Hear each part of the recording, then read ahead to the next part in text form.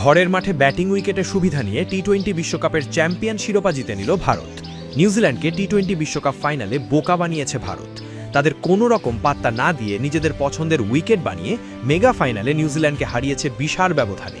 একেই বলে জোরজার মুল্লুকতার, ঘরের মাঠে বাপ-দাদার বাহাদুরি। তো দেখেন এরা কি পরিমাণে মেয়াদ উত্তীর্ণ গাঁজা খায়। এত গাঁজা কেউ খায়? খা তো খা, ভালো কোয়ালিটির গাঁজাটা খা। আমি ধরে নিলাম তোদের কথাতেই ভারত নিজের ইচ্ছা মতন পিচ বানিয়েছে, ঠিক আছে। জিমি নিশামকে তো চেনো, জিমি নিশাম পরপর 3টে উইকেট পেল ব্যাক টু ব্যাক।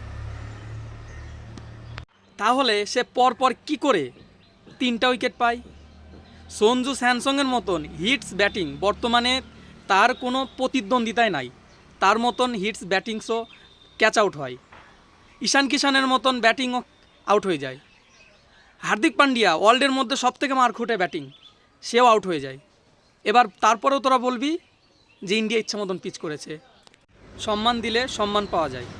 ইন্ডিয়া জিতেছে বলে কেন এত ভুলভাল কথা বলবো? কেন? যে সেরা তাকে সেরার পদবিটা দিতে প্রবলেমটা কোথায়? আসলে ইন্ডিয়া জিতেছে বলে ওরা এত পরিমাণে গাঁজা খেয়েছে, যার কারণে ওদের বুদ্ধি সব শুকিয়ে গেছে, ঘিলু সব শুকিয়ে গেছে, যার জন্য ওরা ভুলভাল কথা বলছে।